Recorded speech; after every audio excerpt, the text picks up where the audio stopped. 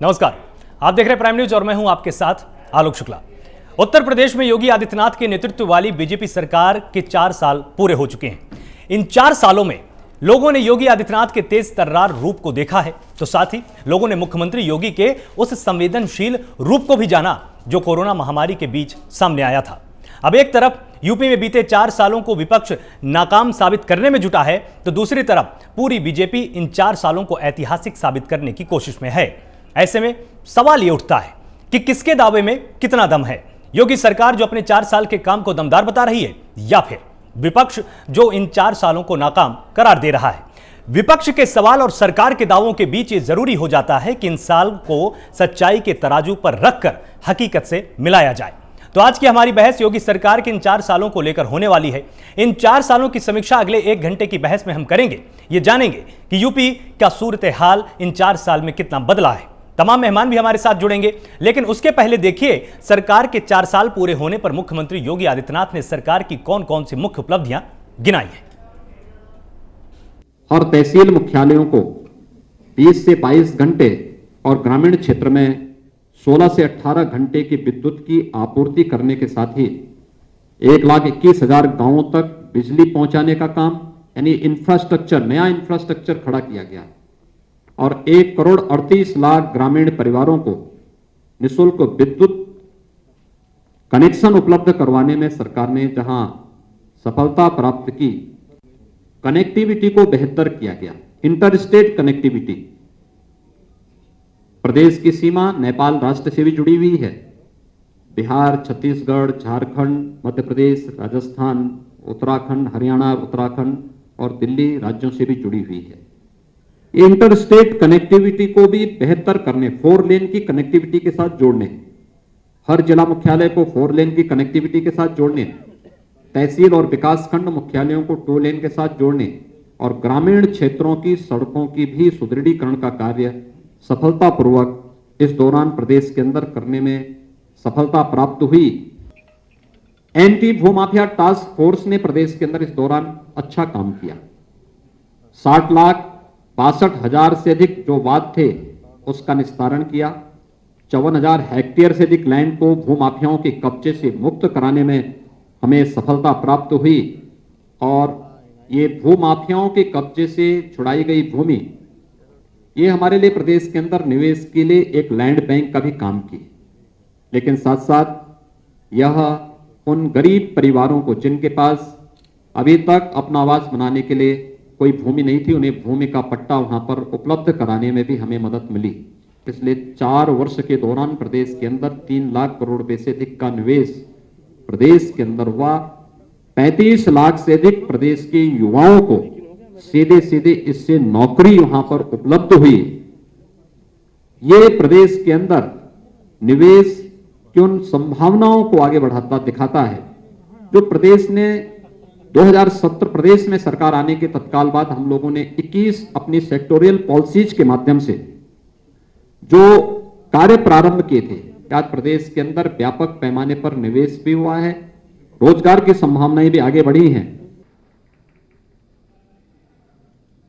ने पूरी तरह से पेश किया है और जनता के मुद्दों पर कितनी सरकार कामयाब हुई है, आज इसी पर हम बहस करेंगे। हम ये समझने की कोशिश करेंगे कि चुनावी साल आने वाला है और क्या सरकार का हाल है, सरकार कितनी तैयार है, सरकार का जो रिपोर्ट कार्ड है क्या जनता की मंशाओं के अनुरूप ये मेल खाने वाला है। 4 साल का रिपोर्ट कार्ड, सरकार पास हुई है या फेल हुई है, इसी पर आज हम बहस करेंगे और जनता के मुद्दों पर सरकार कामयाब हुई है या नहीं हुई है। योगी सरकार के 4 साल कानून व्यवस्था से जुड़े हुए फैसले आपको याद दिला दें। 218 नए फास्ट ट्रैक कोर्ट का गठन किया गया, ये जानकारी दी गई है और 4 साल में जिस तरह से 213 नए पुलिस थाने बनाए गए, ये बड़ी उपलब्धि योगी सरकार अपनी बता रही है। उत्तर प्रदेश में लब जिहाद कानून लागू किया गया है कि जिस तरह से जो लब जिहाद को लेकर तमाम मुद्दे सामने आते थे उस पर एक कानून बनाया गया। तोड़फोड़ करने वालों से भरपाई का अध्यादेश भी लाया गया कि जो भी सार्वजनिक संपत्ति को या सरकारी संपत्ति को नुकसान पहुंचाएंगे उनसे उसका हर्जाना वसूला जाएगा। महिलाओं के लिए मिशन शक्ति भी शुरू किया गया जिससे कि महिलाएं प्रदेश के अंदर सुरक्षित रह पाएं। लखनऊ और नोएडा में पुलिस कमिश्नरेट का सिस्टम लागू किया गया, इससे तमाम अधिकार पुलिस को मिल गए और 218 नए फास्ट ट्रैक ट्रैक कोर्ट का भी गठन किया गया ताकि जो भी केसेस पेंडिंग है उनमें और भी ज्यादा फुर्ती आ पाए। और कमिश्नरेट लागू होने का फायदा यह हुआ कि जो भी धारा 144 से जुड़े हुए मुद्दे हो गए, गैंगस्टर एक्ट से जुड़े हुए तमाम मुद्दे हो गए, उसमें अब पुलिस के अधिकारियों को जिलाधिकारी से अनुमति मांगने की जो पहले एक शर्त लगी हुई थी वो शर्त हटा दी गई, जिससे कि पुलिस अधिकारी किसी भी समय त्वरित एक्शन लेने के लिए पूरी तरह से फ्री हो गए। तमाम ऐसे बड़े परिवर्तन योगी सरकार में किए गए, लेकिन विपक्ष क्या इन दावों पर सरकार के साथ सहमत है? इस पर हम अगले 1 घंटे में समझने की पूरी कोशिश करेगी और हम ये जानने की कोशिश करेंगे कि आखिर योगी सरकार के 4 साल में जिस तरह के फैसले लिए गए वो कुछ कठोर फैसले भी थे, और लगातार जिस तरह से यहां पर सरकार ने कहा कि हमने तमाम उपलब्धियां हासिल की हैं, उसमें क्या रिपोर्ट कार्ड के अनुसार जो इन्होंने पेश किया विपक्ष एकमत है, सहमत है, या उसका अभी भी यह मानना है कि नहीं, सरकार जो भी दावे कर रही है वो झूठे दावे हैं? इस मौके पर आपको बताएं कि आज जिस तरह से ये रिपोर्ट कार्ड पेश किया गया उसमें मुख्यमंत्री योगी आदित्यनाथ मौजूद रहे, मौके पर उप मुख्यमंत्री केशव प्रसाद मौर्य भी रहे, उप मुख्यमंत्री दिनेश शर्मा भी मौजूद रहे और प्रदेश अध्यक्ष स्वतंत्र देव सिंह के साथ वरिष्ठ मंत्री लोक भवन में मौजूद थे। इस दौरान मुख्यमंत्री योगी आदित्यनाथ ने बताया कि तत्कालीन सरकारों ने केंद्र की योजनाओं पर ध्यान नहीं दिया था। इसके पहले की सरकारों को भी यहां पर मुख्यमंत्री ने घेरा है। उन्होंने कहा कि जो केंद्र सरकार की योजनाएं चलती थीं, बैरभाव के चलते या सामंजस्य की कमी के चलते उन योजनाओं को ठीक से प्रदेश के अंदर लागू नहीं किया जा सकता था, लेकिन हमारी सरकार ने केंद्र सरकार की मंशा के साथ काम किया। हमने तमाम उन योजनाओं को ठीक से प्रदेश के अंदर लागू किया जो कि केंद्र सरकार लागू कर सकती थी या राज्य सरकारें पहले उससे बचती थी। यहां पर एक और बड़ी बात यहां पर मुख्यमंत्री योगी आदित्यनाथ ने कही कि 4 सालों में हमारा जो दायित्व था वो हमने बखूबी संभाला है, और इसके लिए मैं 24 करोड़ की जनता को आभार व्यक्त करना चाहता हूं, क्योंकि जनता ने भी हमें पर्याप्त सहयोग दिया है। यूपी में हमने जो परिवर्तन दिया उससे हमें एक नई पहचान मिली है। यूपी बीमारू राज्य की श्रेणी में आता था और अब हमने इसको एक विकसित राज्य की तर्ज पर आगे ले जाना शुरू किया है। ईज ऑफ डूइंग में हम दूसरे स्थान पर है, ये बात दोहराना मुख्यमंत्री योगी आदित्यनाथ नहीं भूले। एमएसएमई सेक्टर हो, इंफ्रास्ट्रक्चर हो के क्षेत्र में हमने अभूतपूर्व सफलता पाई है, लेकिन जिस तरह से अखिलेश यादव लगातार घेरते आए हैं योगी सरकार को, और जिस तरह से प्रियंका गांधी भी लगातार तंज कसती हैं कि प्रदेश में किसी तरह का विकास नहीं हुआ है, और जिस तरह से बसपा भी लगातार ये बताने के लिए जनता को हमेशा आगे आई है कि सरकार कहीं ना कहीं विफल हो रही है। जंगल राज की बात की जाती है, लेकिन जिस तरह से 4 साल में 213 नए पुलिस थाने बनाए गए, मिशन शक्ति शुरू किया गया, फास्ट ट्रैक कोर्ट का गठन किया गया, एंटी लव जिहाद कानून बनाया गया, तो इस तरह के तमाम प्रावधानों को सामने मुख्यमंत्री योगी आदित्यनाथ ने कहा है आज, और वो इसलिए कहा क्योंकि लगातार इसी तरह के गंभीर आरोप उन पर लगते आए हैं। और ये कहा जाता रहा है कि गन्ने भुगतान की भी बात यहां पर मुख्यमंत्री योगी आदित्यनाथ आज करना नहीं भूले। उन्होंने प्राथमिक रूप से गन्ना किसानों की बात जरूर की है। उन्होंने कहा कि हमने 1.27 लाख करोड़ का गन्ना किसानों को भुगतान किया है, तो इतनी बड़ी धनराशि हमने वितरित की है, ये उन्होंने आंकड़ा आज पेश किया। साथ ही उन्होंने कहा कि 119 चीनी मिलें कोरोना काल में भी उत्तर प्रदेश में चलती रही, हमने उनको बंद नहीं किया, कोरोना की आड़ में हमने उसको चलने दिया। साथ ही गन्ना किसानों का 10 साल तक का भुगतान नहीं होता था, लेकिन पिछले 4 सालों में हमने पूरी कोशिश की है कि गन्ना किसानों का लगभग पूरा भुगतान हो जाए। साथ ही जो भी पर्व त्यौहार पहले होते थे हमारी सरकार के पहले, उसमें जो सरकारें थी पहले की उनमें दंगे फसाद होते थे, लेकिन हमारी सरकार ने कुछ ऐसा काम किया है कि हमने उसमें काबू पाया है, दंगा नहीं हुआ। तमाम मेहमान हमारे साथ जुड़े हुए, आपको एक बार पहले उनसे रूबरू करा देता हूं। हरिश्चंद्र श्रीवास्तव हैं, प्रवक्ता बीजेपी हैं, बहुत बहुत स्वागत है आपका प्राइम न्यूज पर। हमारे साथ उमाशंकर पांडे हैं, प्रवक्ता कांग्रेस है, आपका बहुत बहुत स्वागत है प्राइम न्यूज पर। मेजर आशीष चतुर्वेदी हैं, प्रवक्ता सपा, बहुत बहुत स्वागत है आपका प्राइम न्यूज पर। और डॉक्टर सुनील कौशिक राजनीतिक विश्लेषक के तौर पर हमारे साथ जुड़े हुए हैं। सबसे पहले हरीश जी, मैं आपके ही पास आना चाहूंगा। जिस तरह से सरकार ने अपना रिपोर्ट कार्ड पूरा पेश किया है, आपने यह समझाने की पूरी कोशिश की है कि जिन जिन मुद्दों पर विपक्ष आपको घेरता है, चाहे वो जंगल राज की बात हो, चाहे वो चीनी मिलों की बात हो, गन्ना किसानों की बात हो, अगर दूसरे किसानों की बात है तो उसको भी, और साथ ही महिलाओं की सुरक्षा की बात हो, आपने एक पूरा रिपोर्ट कार्ड पेश किया है और उसमें यह समझाने की पूरी कोशिश की है कि नहीं, आपकी सरकार ने बेहतर काम किया है, आपकी सरकार 4 साल में बेमिसाल रही है। इस पर आप क्या संदेश और देना चाहेंगे, क्योंकि इसके बाद हम जब तमाम विपक्ष के प्रवक्ताओं के पास जाएंगे तो निश्चित रूप से आपको घेरने वाले हैं। आदरणीय योगी आदित्यनाथ जी का जो कार्यकाल है, ये 4 सालों को अगर आप देखें तो ये 4 साल उत्तर प्रदेश के लिए बेमिसाल हैं। सरकार की उपलब्धियां, सरकार ने जो लोक कल्याणकारी जो कार्यक्रम है उनको जो जनता तक पहुंचाने का काम किया है वो अपने आप में अभूतपूर्व है। वो आप इंफ्रास्ट्रक्चर डेवलपमेंट को ले लीजिए, उत्तर प्रदेश के औद्योगिक विकास को ले लीजिए, उत्तर प्रदेश को अपराध मुक्त और भ्रष्टाचार मुक्त बनाने को ले लीजिए, गरीब कल्याण की योजनाओं तक उनको पहुंचाने के लिए ले लीजिए, किसानों के उत्पाद का एमएसपी पे जो खरीद है और गन्ना किसानों का जो भुगतान है, या प्रतिभाशाली छात्रों के लिए अभ्युदय योजना है, बच्चियों के लिए ग्रेजुएशन तक की निःशुल्क शिक्षा की बात हो, अनेक इस तरह के काम हो, वो स्वास्थ्य सेवाओं को सुदृढ़ करने की बात हो, जिस तरह से माननीय मुख्यमंत्री जी के नेतृत्व में उत्तर प्रदेश में काम हुआ वो अपने आप अद्भुत है। और यही कारण है कि आज उत्तर प्रदेश की जनता माननीय योगी आदित्यनाथ जी के कार्य को लेकर के बहुत उत्साहित है। विपक्ष की निराशा स्वाभाविक है, क्योंकि विपक्ष को लगता है कि उसके पास कोई मुद्दे नहीं रह गए, और यही कारण है कि आज आप जब जनता के बीच जाइए, आपका एक सम्मानित चैनल है, आपके रिपोर्टर जगह जगह पे होंगे, अगर आप लोगों से योगी सरकार की 4 साल के कार्यकाल को लेकर के जब सवाल करेंगे, तो हर व्यक्ति उत्साह से कहेगा कि योगी जी का जो कार्यकाल है और योगी जी ने जो काम किया है वो अपने आप में बेमिसाल है, और उनका जो संवेदनशील व्यक्तित्व है उसकी भी हर व्यक्ति सराहना करता है। वो उनके नेतृत्व और मार्गदर्शन में जो उत्तर प्रदेश में काम हुआ उसकी लोग, उत्तर प्रदेश के लोग भूत सराहना करते हैं। उमाशंकर पांडे जी, जिस तरह से लगातार आप विरोध करते आए हैं, आपने कहा प्रियंका गांधी जब भी किसी रैली में जाती हैं, चाहे राहुल गांधी जाएं, चाहे अजय सिंह लल्लू जाएं, ये सभी पूरी की पूरी कोशिश करते हैं कि सरकार को घेरा जाए, ये समझाने की कोशिश की जाए कि उत्तर प्रदेश में जंगल राज है। लेकिन रिपोर्ट कार्ड योगी सरकार का तो ये संकेत दे रहा है कि हमने 4 सालों में वो अभूतपूर्व उपलब्धियां हासिल की हैं जो कि पिछली सरकारें नहीं कर पाई हैं। अब आज इस रिपोर्ट कार्ड में आपका क्या कहना है? सरकार पास है कि सरकार फेल है? सरकार पास है या फेल है, ये निर्णय जनता करेगी। आने वाले समय के चुनाव में जनता ये बता देगी कि ये सरकार पूरी तरीके से असफल है, फेल है। तमाम दावों और वादों के रथ पर सवार होकर प्रचंड बहुमत की ये सरकार आई थी, लेकिन आज हर मुद्दे पर, हर वादे पर, हर दावे पर ये सरकार पूरी तरीके से असफल है। आप देखिए, किसानों की बात करिए, अभी हरीश श्रीवास्तव जी भी गन्ना किसानों की बात कर रहे थे। पिछले 4 सालों में गन्ना किसानों का 1 रुपया भी नहीं बढ़ाया गया, और बकाये की बात इस सरकार ने, स्वयं प्रधानमंत्री नरेंद्र मोदी जी ने कहा था कि सरकार बनते ही 90 दिनों के अंदर सभी भुगतान कर दिए जाएंगे, और उसके बाद जो खरीदारी होगी उस पे 14 दिन के अंदर गन्ना किसानों को भुगतान होने लगेगा। लेकिन आज आप देखिए, 4 साल बीत गए, 8,400 करोड़ रुपए से ज्यादा सत्र 19-20 का बकाया है, और 18-19 का भी अभी 4,49,41.80 करोड़ रुपए अभी भी बकाया है, जो सरकार ने भुगतान नहीं किया है। और ये भी इन्होंने वादा किया था कि जो भुगतान हम नहीं कर पाएंगे उस पर हम किसानों को ब्याज देंगे। 1 पैसे इन्होंने ब्याज भी नहीं दिया।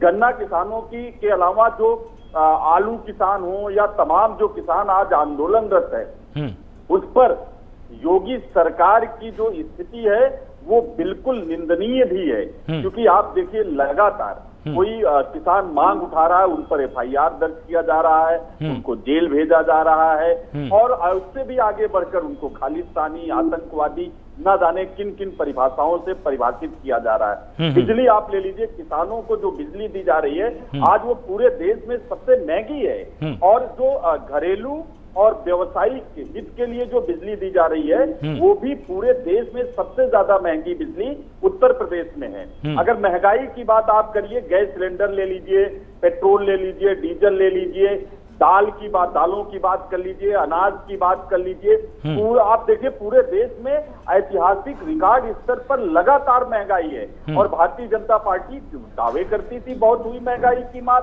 महिला अत्याचारों की अगर आप बात कर लीजिए, हाथरस, शाहजहांपुर, उन्नाव, बलरामपुर, आजमगढ़, लखीमपुर खीरी, मैनपुरी, प्रदेश के हर जिले से महिलाओं की आह सुनाई दे रही है, और योगी सरकार लगातार संवेदनहीन बनी हुई है। स्वास्थ्य की बात कर लीजिए, 19,000 से ज्यादा लोगों पर एक चिकित्सक है, और 5,000 से ज्यादा चिकित्सकों के पद उत्तर प्रदेश में खाली हैं। और ऑक्सीजन की कमी के कारण इसी प्रदेश में हमने 65 से ज्यादा बच्चों को मरते हुए देखा। और फिर योगी जी की संवेदनहीनता हमने देखी कि उनके परिजन जब योगी जी से अपनी पीड़ा लेकर पहुंचे तो योगी जी उनको धमका रहे थे। पूरे देश में ये वीडियो वायरल हुआ। आप बेरोजगारी की बात करिए, स्वयं श्रम मंत्री स्वामी प्रसाद मौर्य ने लिखित जवाब में ये कहा था कि 2018 के कंपैरिजन में 2019 में जो बेरोजगारी है वो लगभग दोगुनी हो गई। 5.47 से बढ़कर 9.97% बेरोजगारी हो गई। और योगी सरकार कहती है कोरोना के कारण ऐसा हुआ, जबकि बेरोजगारी दर पहले ही बढ़ के दोगुना हो गया था। और इसके आगे ईज ऑफ डूइंग की बात मुख्यमंत्री जी कर रहे थे। नवंबर 2019 में सरकार ने लिखित में ये जवाब दिया था कि हम ईज ऑफ डूइंग में पूरे देश में 12वें नंबर पर हैं। फिर इन्होंने कह दिया हम दूसरे नंबर पर पहुंच गए। ये कौन सा चमत्कार, कौन सा चमत्कारिक डंडा योगी जी को मिल गया कि ऐसे उन्होंने चलाया और रातों रात हम 12वें से दूसरे नंबर पर पहुंच गए। तो ये तरह तरह की जो बातें हैं, बातों से अगर सरकार को महिमा मंडित करना है तो ये करें, लेकिन हकीकत ये है कि आज बेरोजगार युवा हो, आज गन्ना किसान हो, आज किसान हो, आज आम आदमी और मध्यम वर्ग हो, गरीब तबका हो, सब योगी सरकार में त्राहिमाम त्राहिमाम त्राहिमाम कर रहे हैं और सबकी जेब सरकार जबरिया काट रही है। ठीक, तो जिस तरह से आपका ये मानना है कि ये सरकार के दावों में कहीं ना कुछ गलत है। मेजर आशीष चतुर्वेदी हमारे साथ जुड़े हुए हैं, प्रवक्ता सपा हैं। मेजर आशीष चतुर्वेदी, आपको क्या लगता है सरकार के दावों में कितना दम है? देखिए, मैं भी सुन रहा था जो हमारे कांग्रेस के प्रतिनिधि हैं, उन्होंने बहुत सी बातों का खुलासा किया। उसके अलावा मैं तो बताना चाहूंगा कि पुरानी कहावत है कि हाथी के दांत दिखाने के और खाने के और। अगर आप देखें तो मेडिकल सुविधाएं जो हमारे प्रदेश में भी हैं, जो हमारी सरकार में बनाए गए अस्पताल थे, जो एम्बुलेंस सर्विस दी गई थी, उसको कहीं भी बढ़ाया नहीं गया। कहीं नए अस्पताल बने हुए हमें इन 4 साल में नहीं दिखते हैं। आज जिस कोरोना पे जो जीत हासिल हो रही है, कहीं ना कहीं पिछली सरकार द्वारा बनाए गए जो अस्पताल हैं और जो उन अस्पतालों में कार्यरत डॉक्टर्स और नर्सेज और बाकी स्टाफ है, आज उनकी बदौलत हम कोरोना को बहुत हद तरीके से जो है काबू कर पाए। तो उसमें बहुत बड़ा योगदान उन हॉस्पिटलों, उन मेडिकल कर्मियों का रहा जो पिछली सरकार की। वहीं अगर आप एजुकेशन की बात करें, शिक्षा के स्तर पर अगर आप देखें तो कई ऐसे कॉलेज जो इंस्टीट्यूशन हैं कॉलेज में, जैसे IIT हो गया, इनकी जो फीस है वो काफी हद तक बढ़ा दी गई है। जबकि हमें शिक्षा को बढ़ाना है तो हमें जो फीस है उसे कम करना चाहिए, जिससे कि ज्यादा से ज्यादा जो छात्र हैं वो उसमें आए और शिक्षित हों और आगे बढ़े और उसके साथ हमारा समाज आगे बढ़े। लेकिन अगर आप फीस बढ़ा देंगे तो उसका तो विपरीत असर करेगा। वहीं आपने कहीं नए ऐसे एजुकेशन इंस्टीट्यूशन जो हैं वो बनाकर इन 4 सालों में कहीं नहीं खड़े किए, जिससे कि शिक्षा जो है और आगे बढ़े। तो इस तरीके की बातें जब हम आप देखते हैं तो कहीं ना कहीं लगता है कि सरकार जो कह रही है और जो जमीनी वास्तविकता है उसमें बहुत ज्यादा चूकी। और जहां तक नए कमिश्नर सिस्टम के लागू होने और उसके फायदे सुनने में तो बहुत अच्छे लगते हैं कि ऐसा हो जाएगा तो मतलब कानून पे जो है उसका शिकंजा जो है अपराधियों के ऊपर और ज्यादा कसेगा, या जैसे कुछ माफियाओं के जो घर वगैरह गिराए गए वो सुनने में तो जरूर अच्छा लगता है कि आपने घर गिराए, पर क्या घर गिरा देना ही सब कुछ है? पब्लिक क्या चाहती है? पब्लिक चाहती है कि अपराध कैसे कम होगा जब आप अपराधी का घर नहीं गिराएंगे, जब आप अपराधी को ही गिरा दें। अब उसको गिराने के 2 तरीके हो सकते हैं, या एनकाउंटर में मारा गया या फिर वो जेल के अंदर चला गया। यदि वो व्यक्ति उत्तर प्रदेश से भाग जाता है और आप कहते हैं कि हमारे डर से भाग गया है, तो मैं इसके आपकी सफलता नहीं मानूंगा। आपकी सफलता मैं तब मानूंगा जब आपसे बाहर से पकड़ के उत्तर प्रदेश में ला करके जो है जेल की सलाखों के पीछे डाल दें, उसके खिलाफ जो मुकदमा चल रहा है उसमें उसको सजा हो जाए, तब अपराध जो है नियंत्रित होगा। अपराधी तो हमेशा ही भागता है, चाहे छोटा अपराधी हो बड़ा अपराधी हो, अपराध करके भाग लेता है। तो ये कह देना कि पुलिस के डर से भाग गया, ये तो कोई बड़प्पन नहीं। वो चोर तो चोरी करके भागता है, ये तो उसकी प्रवृत्ति है। पकड़े जाना और उसका सलाखों के पीछे जाना और उसके ऊपर कार्रवाई होना, ये पुलिस की और प्रशासन की कामयाबी मानी जाती है। अब इस बात पे नहीं ढिंढोरा पीट सकते कि वो हमारे डर से भाग। ठीक है, डॉक्टर सुनील कौशिक हमारे साथ जुड़े हुए। ठीक है, मैं आ रहा हूं, आपके पास आ रहा हूं। डॉक्टर सुनील कौशिक हमारे साथ जुड़े हुए राजनीतिक विश्लेषक के तौर पर। जिस तरह से आपने बीजेपी का भी पक्ष आपने सुना, आपने कांग्रेस का भी सुना और आपने समाजवादी पार्टी का भी सुना। बीजेपी का दावा है कि हम 4 साल में बेमिसाल तरीके से पूरे के पूरे प्रदेश को आगे लेकर चले हैं, लेकिन दोनों पार्टियों का यह कहना है कि सरकार के दावों में और सच्चाई में जमीन आसमान का अंतर है। आपका विश्लेषण क्या कहता है, सच्चाई क्या है? देखो, सरकार कोई भी निर्णय करती है या सरकार कोई भी योजना लेकर के आती है और जनता तक वो पहुंचती है, जनता में चर्चा होती है, तो आप मानिए कि वास्तव में वो वोटों में तब्दील होगा।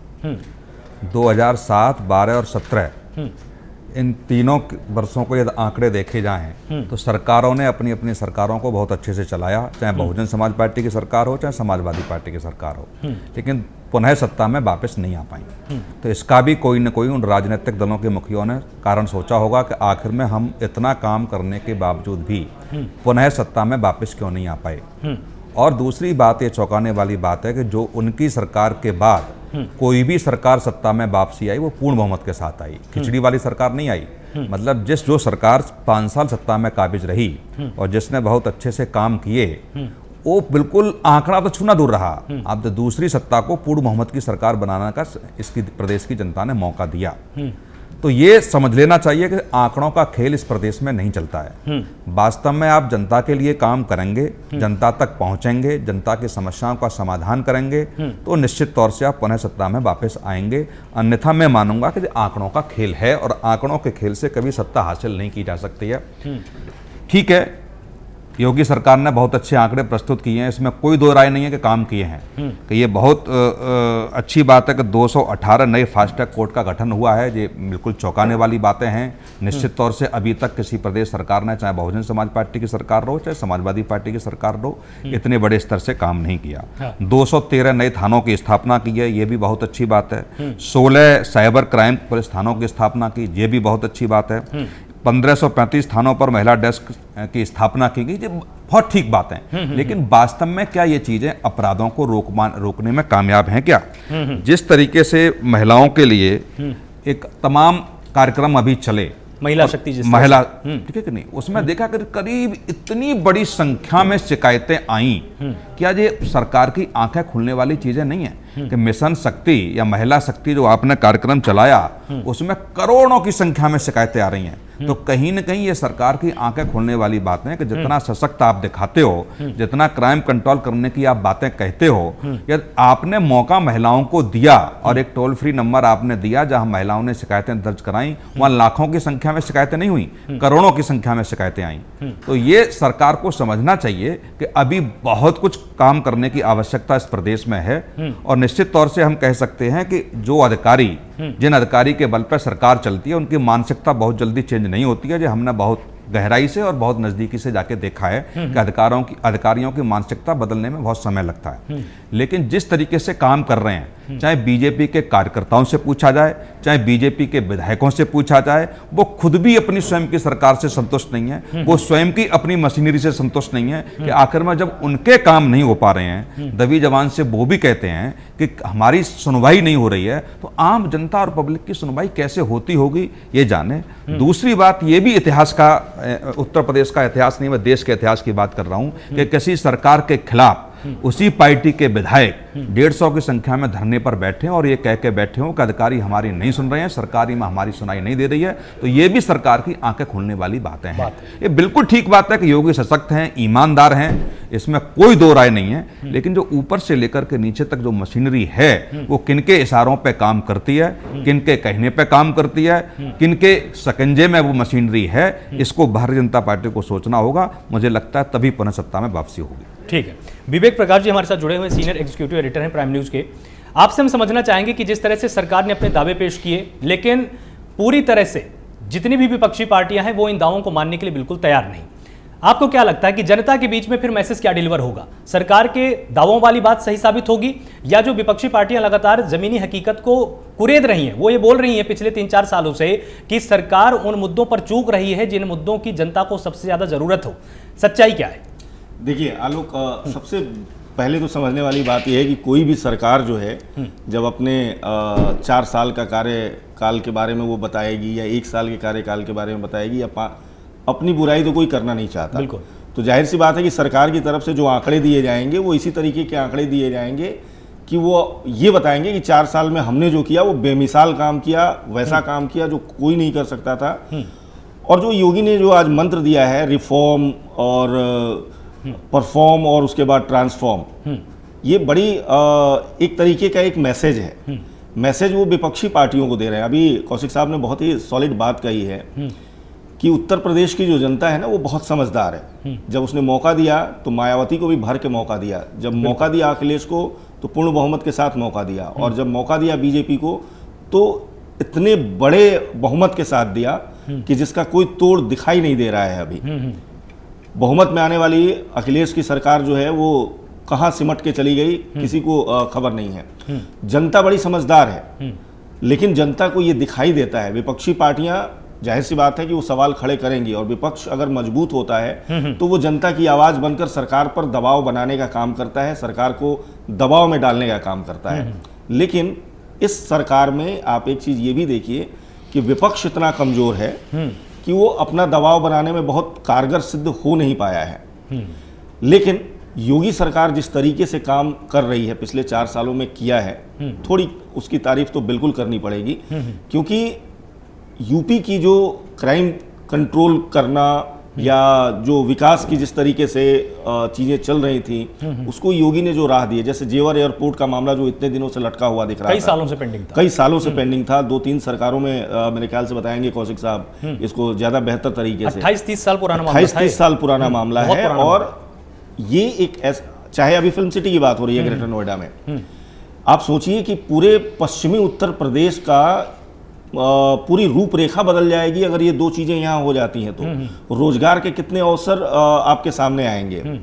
क्राइम कंट्रोल को करने के लिए योगी सरकार की जो नीतियां हैं उन नीतियों पर काफी विचार विमर्श या काफी बड़ी चर्चा हो सकती है। एनकाउंटर वाले मामलों को लेकर के सरकार अपने को जायज ठहराएगी, विपक्ष उस पर सवाल उठाएगा और हम विश्लेषण करेंगे, तो जाहिर सी बात है कि उसमें कमियां और उसकी अच्छाइयां और बुराइयां दोनों ढूंढेंगे। तो ये एक लंबा इशू है, लंबा विवाद है जिसको लेकर के कहे जाएंगे। रही बात वोटर्स के लिए, आप देखिए योगी आदित्यनाथ बंगाल में चुनाव में जा रहे हैं तो वहाँ भी ये सीना ठोक के कह रहे हैं कि हमारे यहाँ अपराधी जो है अब रहम की भीख मांग रहे हैं। तो सरकार इसको अपनी एक उपलब्धि के तौर पर देख रही है। विपक्ष इसको एक अलग अंदाज में देख के ओवैसी जिस तरीके से राजनीति उस पर भी मजहब लेकर के आ ही गए, एनकाउंटर वाले मुद्दे को लेकर के मानवाधिकार आयोग उठ के उसमें अलग तरह की बातें करेगा। बट वोटर जो है वो जानता है कि एक्चुअली उसके लिए क्या मिल रहा है सरकार में।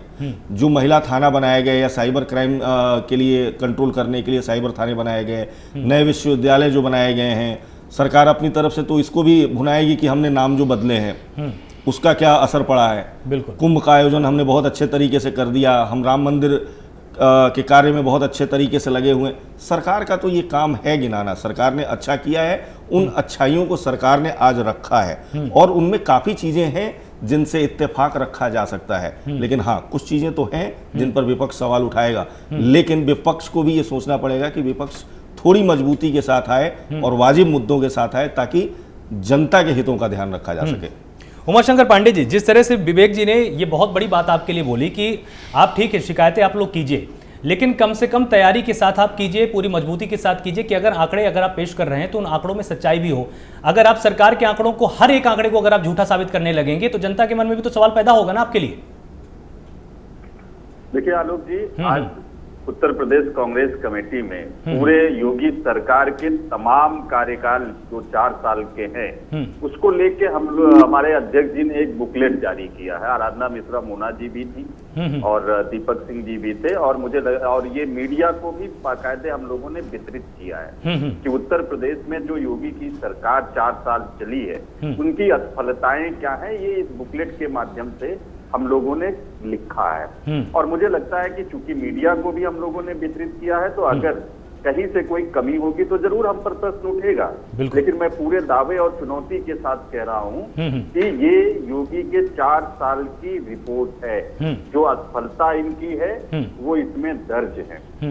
और रही बात कमजोर विपक्ष की, पिछले 4 सालों में कांग्रेस पार्टी लगातार जनता के मुद्दों पर सड़क से लेकर सदन तक लड़ रही है। और ये मुझे लगता है कि इतिहास में ऐसा कभी नहीं हुआ कि अगर किसी राष्ट्रीय पार्टी के अध्यक्ष जनता के मुद्दों पर लड़ रहे हैं तो 1 साल में उनके खिलाफ 51 मुकदमे लादे गए और 1 महीने के लिए उनको जेल भेजा गया। हमारे माइनॉरिटी डिपार्टमेंट के अध्यक्ष को जेल भेजा गया, यूथ कांग्रेस NSUI के अध्यक्ष को जेल भेजा गया, महिला कांग्रेस के अध्यक्ष को जेल भेजा गया।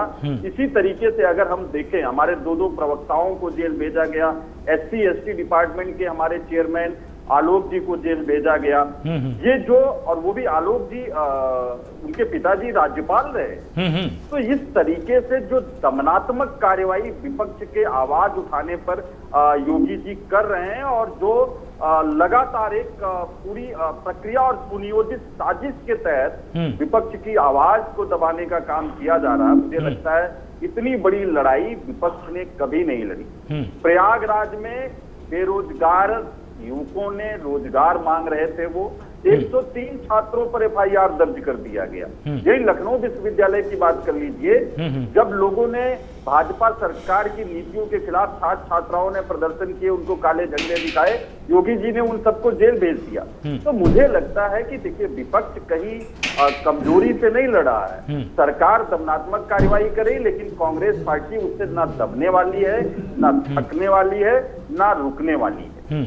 दूसरी बात, मैं मिशन शक्ति और महिला अत्याचारों की बात अभी साथी पैनलिस्ट सब कर रहे थे। देखिए, मिशन शक्ति या रोमियो स्क्वाड से लेके तमाम सारे दिखावे वाली बातें योगी सरकार ने की, लेकिन स्थिति आज उत्तर प्रदेश की कितनी बदतर है आलोक जी, वो मैं जरूर कहना चाहूंगा कि आज उत्तर प्रदेश महिला अत्याचारों के मामले में पूरे देश में नंबर 1 पर है।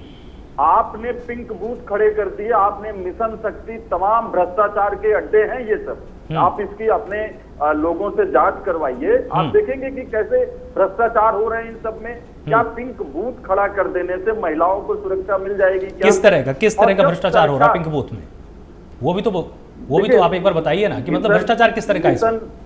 मिशन शक्ति तमाम सारे NGO को उसमें ट्रेनिंग और तमाम चीजों के लिए उसमें हायर किया गया है, और पेपर पे सब चल रहा है, कहीं कोई ट्रेनिंग नहीं हो रही है, कहीं महिलाओं को ट्रेनिंग नहीं दी जा रही है, उनको आत्म सुरक्षा के लिए तैयार करने के लिए तमाम तरीके से जो लोगों को पेपर पे हायर किया गया, कहीं कुछ नहीं हो रहा है। आप पता करा लीजिए कहाँ हो रहा है। पिंक बूथ शहर में खड़े हैं, अभी आप उस घटना को देखिए, उसमें पिंक बूथ पे महिला गई सुरक्षा मांगने और वहीं पर उसके खिलाफ जांच होती है। तो ये पिंक बूथ खड़ा कर देने से या इवेंट मैनेजमेंट खड़ा कर देने से कोई उससे सुधार नहीं आने वाला है। महिला अत्याचारों में खुद गृह मंत्री भारत सरकार NCRB जो उनका मंत्रालय जारी करता है, उन्होंने बताया कि कैसे उत्तर प्रदेश में दलित अत्याचार, वो भी 19 तरीके के दलितों पर अत्याचार के मामले में उत्तर प्रदेश नंबर 1 पर है, महिला अत्याचारों के मामले में नंबर 1 पर है, किसान आत्महत्या, डकैती, छिनैती, बलात्कार के मामले में उत्तर प्रदेश नंबर 1 पर है, बेरोजगारी के मामले में बेरोजगारी की बात कर लीजिए, जवाब भी ले लीजिए, मैं जिक्र कर रहा हूं।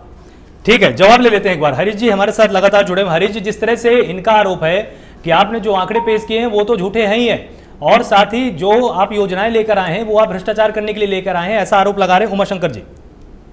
देखिए, कांग्रेस की सरकारें तो हमेशा भ्रष्टाचार में अखंड डूबी रही है, तो लेकिन जिस तरह के जो आरोप श्रीमान उमाशंकर पांडे जी ने लगाए हैं, वो विपक्ष में होने के नाते, कांग्रेस पार्टी के प्रवक्ता होने के नाते, तो आलोचना को अगर अपना कर्तव्य और धर्म समझते हैं तो एक अलग की बात है।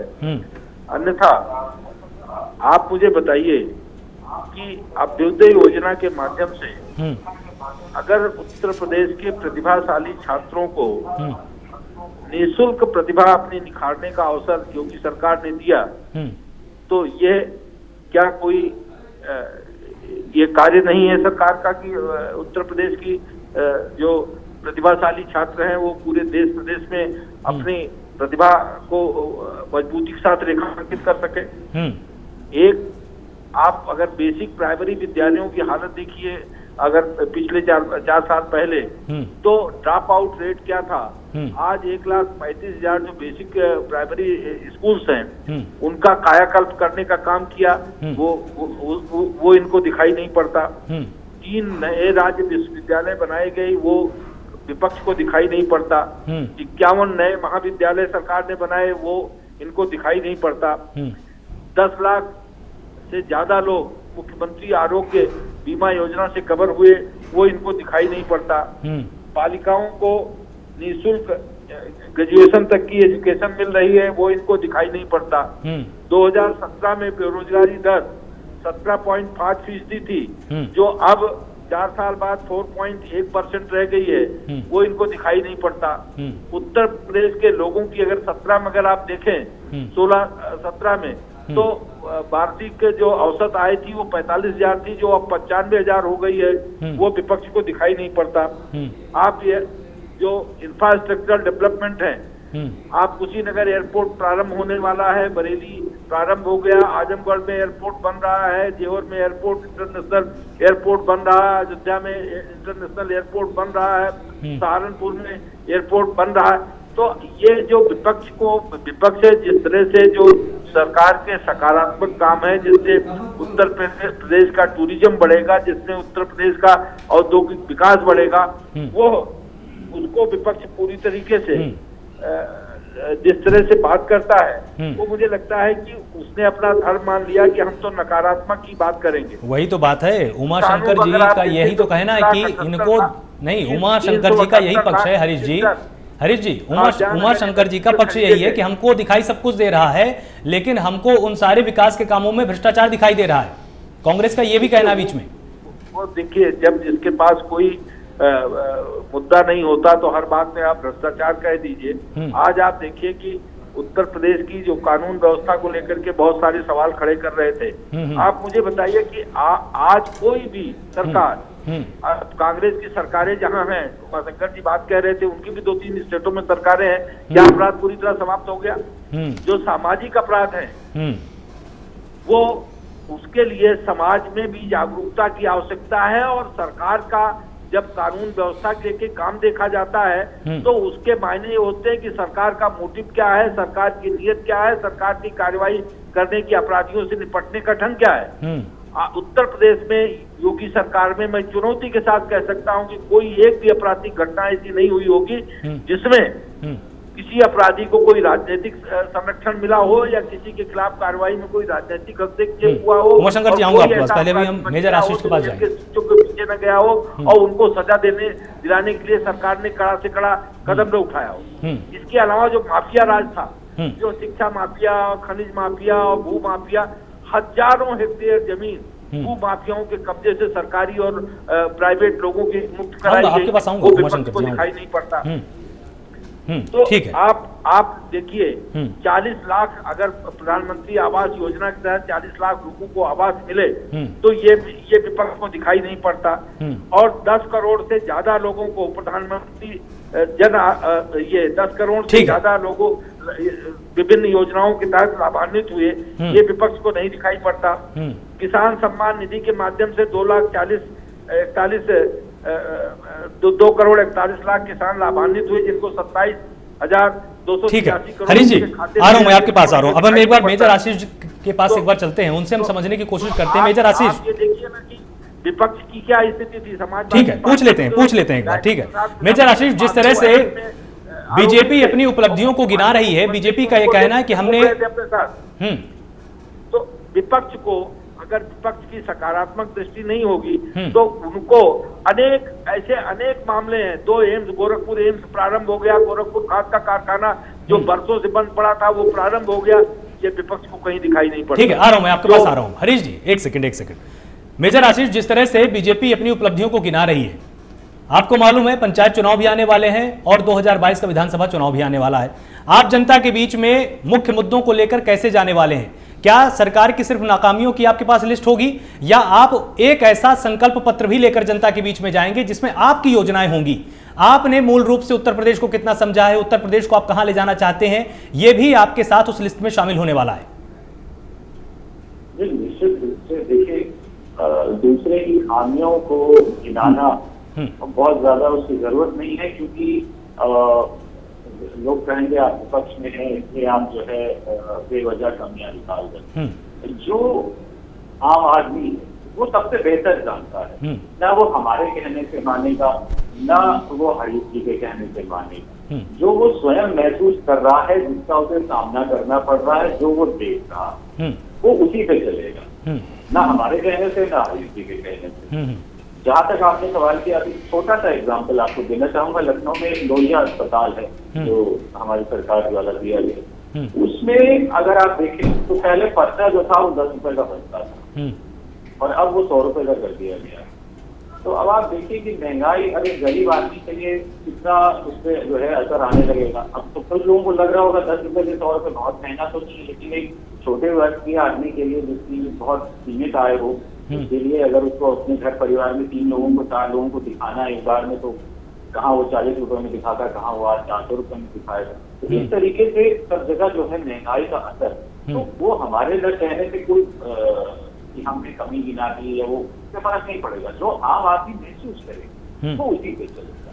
और जाहिर सी बात है हमारे पास बताने के लिए बहुत कुछ है, दिखाने के लिए बहुत कुछ है। आज जिस भवन में योगी जी बैठ रहे हैं वो हमारी ही सरकार द्वारा बनाया गया है। जब आप रास्ते में जाते हैं, मेट्रो से जाते हैं, यहाँ से दिल्ली जाते हैं, एक्सप्रेसवे पे जाते हैं, आप स्टेडियम है, इंटरनेशनल स्टेडियम है जिसमें आज नया पुलिस हेडक्वार्टर है, 1090 हेल्पलाइन है, तो सब कुछ दिखता है। हमारी बातें केवल बातें नहीं रही कि हम इस तरीके की योजनाएं लाएंगे जिससे आपको लाभ हो। हमने जो किया वो धरातल पे आपके सामने है, आप उसे देख सकते हैं, आप उसका इस्तेमाल कर सकते हैं। 1090 वुमेन हेल्पलाइन दी गई, एम्बुलेंस सर्विस 108 दी गई, तो आप उन चीजों का इस्तेमाल कर सकते हैं, वो आपके सामने। हम कोई ऐसी बातें नहीं करेंगे कि आंकड़ों पे बातें करें कि हमने ऐसा कर दिया, हमने वैसा कर दिया, क्योंकि आंकड़े तो आंकड़े ही, आप कुछ भी गिना दो तो उन आंकड़ों से पब्लिक कभी भी नहीं चलती। अब जैसे क्राइम की बात हो रही थी, कमिश्नर सिस्टम, हरीश जी ध्यान दीजिएगा आपसे विशेष रूप से, जिस बिल्डिंग में मैं रहता हूँ, मैंने कई बार डिबेट पे सवाल उठाया कि जिस बिल्डिंग में मैं रहता हूँ वंशर गॉल के बीच, वहाँ एक सर्जन ने मेरे ही और बगल वाले टावर में 6 फ्लैट किराए पे ले रखे।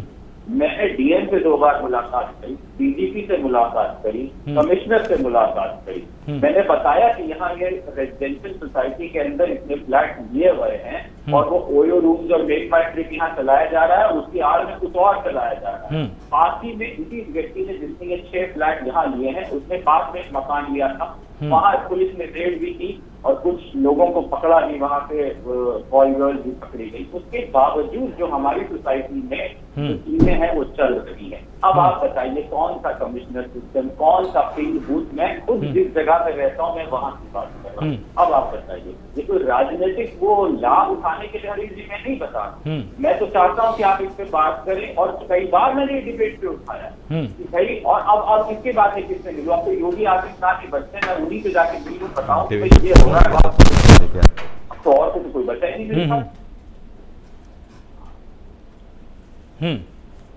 तो जिस तरह से आप अपनी बात को रख रहे थे, आपका यही कहना है कि जो योजनाएं हमने चालू की, जिस तरह की हमने एक रणनीति सामने रखी, उसी पर सरकार आगे काम कर रही, सरकार ने अपनी उपलब्धियां हासिल नहीं की। इसी प्रश्न के साथ डॉक्टर सुनील कौशिक मैं आपके पास आना चाहता हूं, क्योंकि लगातार जिस तरह से ये एक प्रश्न बहुत गहराता जा रहा है। समाजवादी पार्टी का यह कहना है, बसपा का यह कहना है कि जो काम हम करके गए थे उन्हीं कामों पर सरकार आगे बढ़ रही है, लेकिन योगी सरकार का बिल्कुल साफ तौर पर कहना है कि हमने ट्रेंड बदला है। हथकरघा उद्योग की यहां पर बात की जानी चाहिए, क्योंकि लगातार योगी सरकार का यह कहना है कि पहले की सरकार क्या करती थी कि एक कारीगर को मदद दे दी, कुछ उसको पेंशन दे दी और उसको उसके हाल पे छोड़ दिया। हमने क्या किया है, हमने निवेश किया है, हमने उस सेक्टर को मजबूत किया है, हमने जो रेशम बाहर से आती थी, चीन से आती थी, हमने उसको और ज्यादा डेवलप किया है, हम निवेश को लेकर आए। आपको क्या लगता है कि क्या सरकार ने ट्रेंड बदला है और जो सरकार जिस तरह से काम कर रही है वो आगे चल के उसके हित में जाने वाला है? देखो, अधिकतर क्या होता आया है कि जो सरकारों की योजनाएं होती हैं और जब अगली सरकार आती है तो वो उस पर ज़्यादा पैसे भी खर्च नहीं करती और कहीं ना कहीं से उस योजना को बदनाम करने का या बंद करने का प्रयास करती है।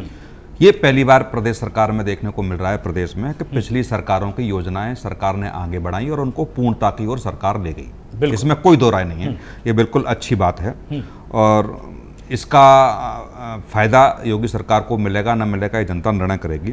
लेकिन अधिकतर सरकार दूसरी योजनाओं को वहीं बंद कर देती हैं जब उनकी दूसरी सरकार आती है, और या वो नाम बदल कर कोई दूसरी योजना चलाती हैं उसमें। दूसरा, मैं आशीष जी की बात से बिल्कुल इसलिए सहमत हूँ कि जो प्रशासनिक अधिकारियों की जो व्यवस्था यहाँ प्रदेश सरकार में चल रही है वो समाजवादी पार्टी नहीं, ये तो बीजेपी के लोग भी इस बात से पीड़ित हैं। मैंने अभी भी थोड़ी देर पहले कहा था कि प्रशासनिक अधिकारी कितनी सुनवाई जनता की कर रहे हैं। चाहे आपने 213 नए थानों की स्थापना करा दी, बहुत अच्छी बात है, लेकिन क्या जो थाने पहले से ही हैं या जो 213 थाने नए बनाए, क्या उनमें वास्तव में जनता की सुनवाई ईमानदारी से हो रही है कि नहीं हो रही है? जो समस्या का समाधान है कि नहीं है? जैसे नोएडा में आपको देखना होगा, पिछले हफ्ते से खूब लूटपाट हो रही है कसके, कहीं ना कहीं 4-4 घंटे में 10-10 घटनाएं ऐसी हो रही हैं। तो ये ऐसी व्यवस्थाएं जहां आप पूरा कैमरे से लैस नोएडा हो, जहां सारी व्यवस्थाएं चौकस हों, जहां कमिश्नर प्रणाली लागू हो, जहां ये चैलेंज करने का प्रयास किया गया हो, जहां कमिश्नर प्रणाली लागू हुआ वहां अपराध कम होंगे। क्या नोएडा की तुलना कर ली जाए या लखनऊ की तुलना कर ली जाए तो क्या कमिश्नरी बनने के बाद क्या अपराधों में कमी आई? क्या जो दंड के प्रावधान में जो लोग रखे गए, क्या ज़्यादा दंडित किया गया? क्या ज़्यादा लोगों को जेल भेजा गया? ये सारी बातें हैं। मैंने फिर कहा कि मानसिकता बदलने में अधिकारियों की में समय लगता है, और मुझे लगता है कि 4 साल काफ़ी होते हैं मानसिकता बदलने में। कुछ मुट्ठी भर अधिकारी पंचम तल से या एनेक्सी से प्रदेश को नहीं चला सकते हैं। बिल्कुल, ये बहुत बड़ा मायना था कि एक वरिष्ठ आईपीएस आपस में भिड़ गए और एक दूसरे की शिकायत, भ्रष्टाचार के ट्रांसफर पोस्टिंग के आरोप लगे। उसमें आखिर में हुआ क्या, ये सरकार को बताने की आवश्यकता है। उसमें उन्होंने क्या किया? तमाम ऐसे भ्रष्ट अधिकारी थे जिन पे आरोप लगे, वो साइडलाइन कर दिए, किनके कहने पर दोबारा पुनर्नियुक्ति उनको दे दी गई। ये सरकार को बताने का काम करना चाहिए कि आखिर में कौन सा इनका संगठन का पदाधिकारी था जिसके कहने पर ऐसी व्यवस्थाएं के दोबारा उनकी पोस्टिंग की गई। तमाम जब आप सरकार में लेकर के आए तो तमाम आपने कहा कि डायरेक्ट आईएएस आईपीएस को हम जिले देंगे। आप देख लीजिए 40% जिला प्रमोटी आईएएस आईपीएस चला रहे हैं, तो इसका जिम्मेदार कौन होगा? तमाम ऐसी चीजें हैं जहां सरकार को देखना पड़ेगा। अभी भी समय है, मुझे लगता है 6-7-8 महीने हैं इनके पास, अभी भी ठीक की जा सकती है। लेकिन 4 साल जिस सरकार को चलते हो गई, केवल आप मुख्यमंत्री का चेहरा लेके आएंगे कि मुख्यमंत्री बहुत ईमानदार हैं, बहुत सख्त हैं, कोई भ्रष्टाचार नहीं हुआ, तो उस पर थोड़ी होगा। जब तक नीचे स्तर तक जनता तक वो बात नहीं पहुंचेगी, वो अपने आप को महसूस नहीं करेगा कि इस सरकार के संरक्षण में मैं सुरक्षित महसूस कर रहा हूं, तब तक दोबारा पुनः सत्ता में सरकार नहीं आ सकती। ये बीजेपी समझे इस बात को। जिस तरह से विवेक जी ने एक बहुत अच्छा विश्लेषण किया कि सरकार अपनी जगह है, उपलब्धियां अपनी जगह हैं, आपका रिपोर्ट कार्ड अपनी जगह है, विपक्ष के ताने अपनी जगह हैं, लेकिन नौकरशाही, ब्यूरोक्रेसी अगर आप ठीक नहीं करेंगे तो निश्चित रूप से जो डिलीवरी होनी चाहिए आपकी योजनाओं की वो जनता तक नहीं हो पाएगी। इसको किस तरह से ध्यान देने की जरूरत है, और अगर योगी सरकार इस पर चूकती है तो इसका कितना बड़ा नुकसान प्रदेश को हो सकता है? देखिए, सरकारें जो होती हैं उनका काम होता है कानून योजनाएं बनाना, लेकिन उन योजनाओं को कार्यान्वित करने का जिम्मा तो अधिकारियों के पास ही होता है। बिल्कुल, साफ साफ चीज़ें इन्होंने सारी बातें कह दी हैं, उसमें बहुत ज़्यादा कुछ ऐड ऑन करने वाली बात नहीं है। बहुत ही साफ शब्दों में कौशिक साहब ने इस पूरी बात को समझा दिया है। 2 बातें मैं ये कहना चाहूँगा कि सरकारें जो होती हैं या सरकारों के जो पॉलिटिकल पार्टियाँ होती हैं, वो जब चुनाव प्रचार में होती हैं ना, तो वो पिछली सरकार की या जो सरकार चल रही है उनकी आलोचना करती हैं। लेकिन जैसे ही सरकार आती है, उनकी अपनी सरकार बनती है, तो फिर उन्हीं योजनाओं को आगे भी बढ़ाया जाता है। सही कहा इन्होंने, नाम बदल के। चाहे आप देखिए 2014 का ही आप चुनाव देख लीजिए, किस तरीके से आधार कार्ड को लेकर के एक पूरा कैंपेन चलाया था। बीजेपी के हर भाषण में, हर नेता के भाषण में आधार कार्ड को लेकर के एक जिस तरीके का जनमानस तैयार किया गया, कौशिक साहब इस बात से इत्तेफाक रखेंगे। लेकिन हुआ क्या? 6 महीने के बाद, सरकार बनने के 6 महीने के बाद फिर उसी आधार कार्ड को इसी सरकार के द्वारा नियमित करार दिया गया। जनधन योजना, कैश फॉर वोट योजना थी, या ऐसी कई योजनाएं हैं। तो योगी सरकार की ये अच्छी बात है कि जो पुराने सरकार की योजनाएं हैं उनको आगे लेकर के चल रही है। और मैं फिर एक बात ये जरूर कहूँगा कि नेता, जो लीडर होता है, अगर वो स्ट्रॉन्ग दिखता है और स्ट्रॉन्ग तरीके से काम करता है, तो उसका 50-60% काम ऐसे ही हो जाता है, क्योंकि अधिकारियों पर थोड़ा दबाव तो होता है। योगी जिस तरीके से एक्टिव दिखते हैं, कोई छोटी सी घटना भी अगर प्रदेश में होती है तो योगी का एक ट्वीट आ जाता है, मुख्यमंत्री का एक ट्वीट आता है और कार्रवाई करने की बात योगी सरकार के द्वारा की जाती है। उसका काफी कुछ असर पड़ता है अधिकारियों पर भी और जनता पर भी। जनता को भी ये लगता है कि हाँ, मुख्यमंत्री की नज़र में चीज़ें हैं तो चीज़ें बदलेंगी। आज अगर नहीं ठीक हो रही हैं तो कल ठीक होंगी। इस उम्मीद के साथ जनता देख रही है सरकारों की तरफ, और सरकार को चाहिए कि वो अपने जनता के हितों को देखते हुए उसके अनुसार काम करे, और जो भी शासन और प्रशासन के बीच में जो खामियां हैं और जो जनता और प्रशासन के बीच में है, उस खाई को पाटने की कोशिश ज़्यादा से ज़्यादा करे। क्योंकि देखिए, अब मैं बार बार बोलता हूँ, पंचायत चुनाव आने वाले हैं, 2022 का सेमीफाइनल है। आप अच्छा करेंगे तो जनता आपको अभी बता देगी पंचायत चुनाव में ही कि आगे आने वाले समय में क्या होना है। बिल्कुल। तो जाहिर सी बात है कि विपक्ष भी अपनी कोशिश करेगा और सरकार की तरफ से लगातार कोशिश तो इस बात की होगी। ये पूरे आंकड़े जो इतने विस्तार में आपको दिख रहे हैं, ये भी कहीं ना कहीं जनता को लुभाने की कोशिश तो है ही इसमें।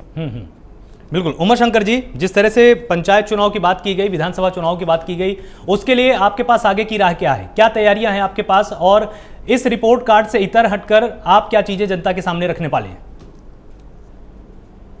देखिए, निश्चित रूप से पंचायत चुनाव में कांग्रेस पार्टी की तैयारी है और कांग्रेस पार्टी पंचायत चुनाव को पूरी ताकत के साथ लड़ेगी। जिस तरीके से कांग्रेस पार्टी ने इस सरकार के दमनात्मक रवैये के खिलाफ और सुनहरे शब्दों की बड़े बड़े वादे करने वाली झूठी सरकार के खिलाफ सड़क से लेकर सदन तक लड़ा है, हमें विश्वास है कि प्रदेश की जनता कांग्रेस पार्टी में अपना विश्वास व्यक्त करेगी। इसके लिए हमारी पूरी तैयारी है।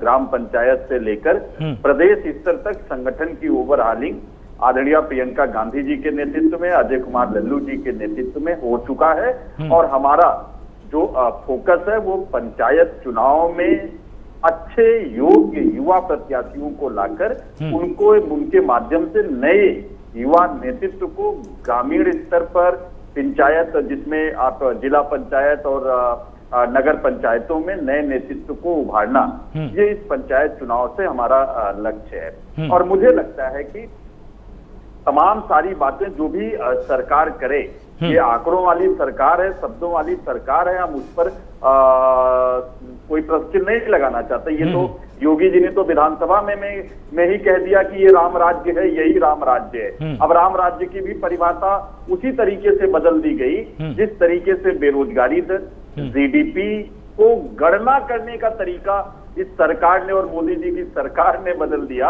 इन्होंने राम राज्य की भी परिभाषा उसी तरीके से बदल दिया, और जनता इन सब चीजों को देख रही है। कौन नहीं जानता है कि आज महंगाई का क्या हाल है, दाल से लेके तिलहन से लेके डीजल, पेट्रोल, गैस सिलेंडर, हर चीज कितनी महंगी है। ठीक है, तो आप इन मुद्दों के साथ जनता के बीच में जाने वाले हैं। हमारे पास समय थोड़ा सा कम है। उमा शंकर जी, हमारे पास समय थोड़ा सा कम है, आप इन मुद्दों को लेकर जाने वाले हैं। मेजर आशीष, आप किन मुद्दों को लेकर जनता के बीच में जाने वाले, संक्षेप में इसका उत्तर दीजिएगा। समाजवादी पार्टी सबने जो हमारा पिछली जो सरकार में जो हमने कार्य किए उनको लेकर के जो है हम उनके लोगों के बीच में जाएंगे कि कृषि को कैसे बढ़ाया जा सके, गाँव को कैसे शहर से जोड़ा जा सके, युवा जो आज बेरोजगार है उसको रोजगार दे, हमारा ये प्रयास रहेगा। क्योंकि जब तक रोजगार नहीं मिलेगा हर एक परिवार में एक व्यक्ति को कम से कम रोजगार मिलेगा, तो 4-5 व्यक्ति उसमें निर्भर हैं, वो कम से कम पढ़ लिख पाएंगे, आप लिख पाएंगे। तो रोजगार जब तक आप नहीं देंगे, शिक्षा का भी कहीं ना कहीं बेमायने हो जाती है जब रोजगार ही नहीं, क्योंकि शिक्षक आदमी भी अपने अगर रोजगार नहीं तो शिक्षा का करेगा। सबसे ज्यादा जरूरी है आज हर एक व्यक्ति के लिए, चाहे शहर में रहता हो, गाँव में रहता हो, उसके लिए रोजगार। तो हम रोजगार जो हम अवसर जो हम देना चाहेंगे, हम जिस तरीके से पहले दिए हम आगे भी देना चाहेंगे। और कुछ इसी उपलक्ष्य में आप देख रहे हैं कि एसएसटी जो है पूरे उत्तर प्रदेश में आए दिन जो है अलग अलग जगहों पे दौड़े। हरीश जी, आप तक मेरी आवाज आ रही है?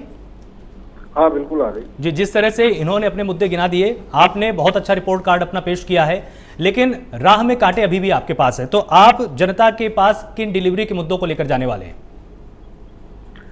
देखिए, हम सरकार ने जो लोक कल्याणकारी जो नीतियां हैं, जो उनके क्रियान्वयन को लेकर के, और गरीब कल्याण की जो योजनाएं हैं उनके क्रियान्वयन को लेकर के जनता के बीच है, सतत संवाद है आम जन से, और बिना भेदभाव की एक निष्पक्ष और ईमानदार सरकार देने का काम भारतीय जनता पार्टी ने किया है। और उत्तर प्रदेश का जन जन भारतीय जनता पार्टी के साथ खड़ा होगा।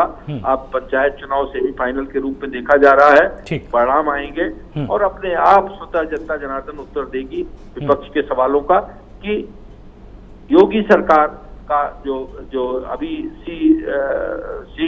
उसका सर्वे आया था और उसकी रिपोर्ट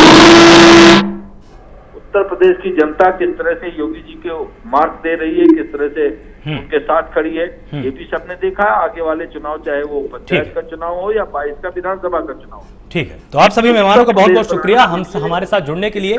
आप सभी ने बहुत ही बेबाकी से अपनी बात यहां पर रखी है, आपने अपना अपना पक्ष रखा और साथ ही सभी पार्टियों ने अपनी अपनी उम्मीद भी जाहिर कर दी है कि जनता उन पर ज्यादा विश्वास करने वाली है। बीजेपी का भी विश्वास है कि जनता हम पर भरोसा करेगी, वहीं कांग्रेस और समाजवादी पार्टी का भी यही भरोसा कायम है। लेकिन जो एक बात आज की बहस में निकलकर कहीं ना कहीं सामने आई, वो ये आई कि नौकरशाहों पर भी काम करने की सरकार को जरूरत है। और ये चुनौती अगर दूसरी सरकार आती है तो उसके सामने भी कहीं ना कहीं आएगी कि नौकरशाहों की जो ABCD है, वो जिस तरह से काम करते हैं, उस कार्य प्रणाली को बदलने की बहुत सख्त जरूरत है, क्योंकि योजनाओं को लोगों के घरों तक, लोगों की दहलीज तक लेकर यही नौकरशाह जाते हैं।